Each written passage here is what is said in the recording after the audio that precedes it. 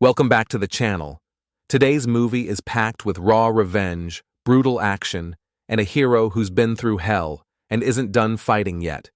Get ready because Avengement is a savage ride you won't forget. The story kicks off with a police car transporting a very dangerous prisoner, our main character for today, Kane. He's been granted temporary release to visit his sick mother, but tragically, by the time he gets there, it's already too late. The nurses inform him that she has passed away. Kane pleads to see her one last time. At first, they refuse, but eventually, they give in and let him say goodbye. Not long after, Kane manages to overpower the guards and escape from the hospital. A few days later, we see him trying to enter a private bar. This isn't your average bar. It's a restricted members-only kind of place. But Kane doesn't care about any rules. When they try to stop him, he fights them off and barges in like a storm. Inside, he meets a waitress named Bez, who serves him a drink. As Kane sits, he keeps a close eye on the shady group of gangsters behind him.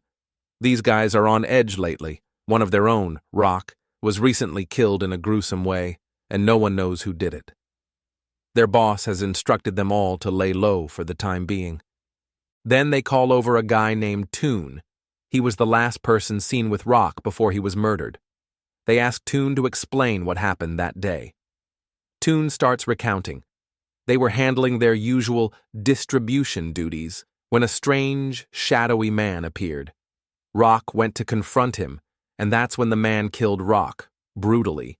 Toon says he panicked and ran away. Kane chuckles to himself. Everyone turns to him asking what's so funny. He brushes it off, saying he just remembered something. But then he turns to Toon and calls him out for lying. Kane then tells the real version of events. Yes, Toon and Rock were on a job. Yes, a strange man was watching. Rock approached him, and that's when the man killed Rock. But Kane reveals the truth. Toon didn't just run away, he saw it all and fled, leaving Rock to die. Kane even goes a step further and says he was the one who killed Rock. Suddenly, one of the gangsters lunges at Kane. But Kane is no pushover. He fights back, overpowers him, and grabs his weapon. Now armed, he demands to know where Lincoln is. That's when John walks in, surprised to see Kane free, thinking he was still locked up. He asks Kane how he escaped, and it becomes clear. Lincoln, Kane's older brother, is the reason he ended up in prison. Kane tells everyone to toss their phones. No calls, no tricks.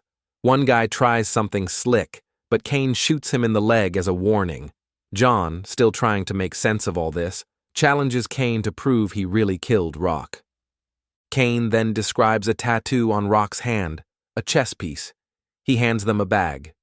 Toon opens it, and inside is Rock's severed hand. The gang is in shock. Now they know Kane isn't bluffing. He orders them all to sit down and shut up. He tells Bez to serve everyone drinks and put it all on John's tab. John makes a comment about prison turning Kane into a hardened man. But Kane snaps back, "You and Lincoln made me this way, not prison." He hands John a phone and tells him to call Lincoln, but warns him not to say Kane is there. He's to tell Lincoln there's urgent news about Rock's death. John complies, and now, with Lincoln on the way, Kane begins to recount everything that happened between them. Flashback. Kane, a skilled boxer, shows up at one of Lincoln's gambling dens. People aren't happy with him. He recently lost a match that cost them a lot of money. Kane tells Lincoln he's found an opportunity. An old man is selling his gym, and Kane sees it as a promising business. He just needs a loan to buy it. But Lincoln refuses to fund it. Kane argues that it's a solid investment, but Lincoln won't budge. Just as Kane gets up to leave, Lincoln stops him. He offers Kane money, but on one condition. He wants him to do a quick job first. Kane, wary of his brother's shady deals, says he's not into illegal stuff. But Lincoln assures him it's a simple task and nothing illegal. He tells Kane to go meet a guy named Hyde for the details. Kane goes to Hyde, who gives him a blue bag and a photo of a woman. He explains that she'll come to collect the bag, and Kane is to follow her home, and bring the bag back afterward. When Kane asks what's inside the bag, Hyde refuses to say. Flash forward to Kane in prison. He's just trying to go to the bathroom when he bumps into a massive inmate. The guy demands an apology. Kane curses instead. A violent brawl erupts. Another inmate joins in and stabs Kane. He gets beaten badly, and they even knock out his teeth. In the prison infirmary, Kane is fitted with metal dentures, making him look monstrous. Later, his mother visits. She's heartbroken, knowing Kane doesn't belong in this place. She tells him she wants to hire a lawyer, but she's broke. Kane asks about Lincoln. She says Lincoln hasn't visited or even mentioned Kane since he got locked up. Kane tells her he wants to meet Lincoln urgently. But days pass, and Lincoln never shows. So Kane takes matters into his own hands. He trains constantly, enduring more attacks from inmates. He pleads with a judge to transfer prisons, but instead, he's given another year behind bars. During a fight, Kane knocks out a fellow inmate, who surprisingly apologizes and confesses something huge. Lincoln and John paid him to kill Kane. That betrayal is what pushes Kane over the edge. He turns into a relentless, ruthless fighter. Solitary confinement can't even slow him down. His face becomes scarred, his soul hardened. 3 years later, his mother visits again. She says she tried to come before, but was denied because Kane was always in solitary. She then shares devastating news. She has cancer. She didn't tell them before because she didn't want to make them sad. She's starting chemo and won't be able to visit again. But she says not to worry. Lincoln is taking care of her. When she asks what Kane wanted to talk about, he keeps quiet. He doesn't want to ruin her image of Lincoln, not while she's sick. But after she dies, Kane swears vengeance on his brother. Back in the bar, Kane reveals how he escaped. In the elevator with the guards, he ambushed them and ran.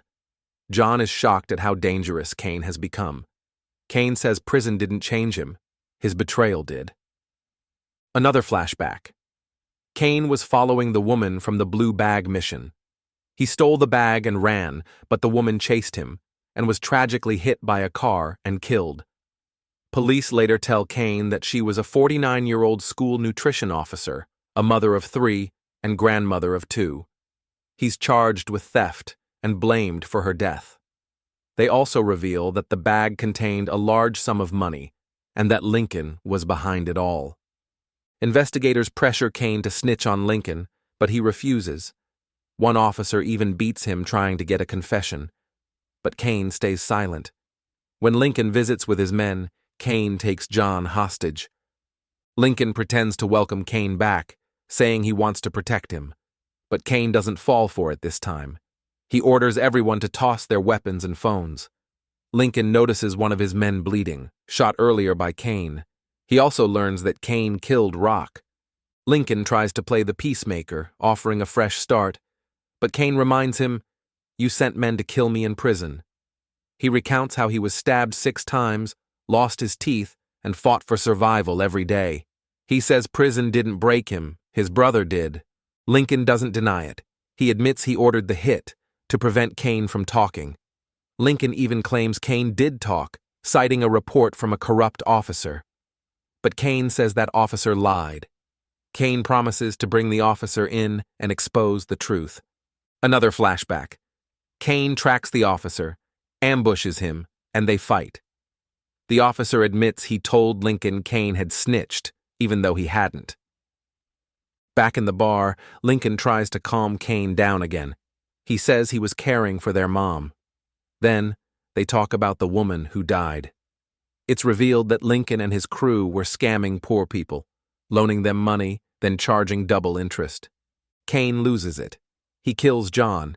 He also confesses to killing the officer.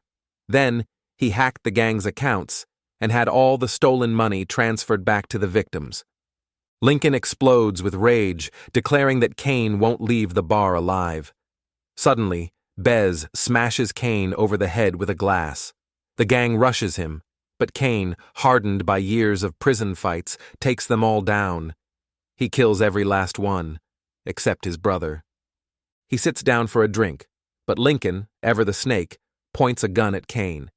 He blames Kane for ruining his reputation, saying his losses in the boxing ring made Lincoln look weak. He tells Kane he's no longer needed, then pulls the trigger. But click! The gun is empty. Kane doesn't hesitate. He kills Lincoln. With his revenge finally complete, Kane walks out of the bar, a small smile on his face.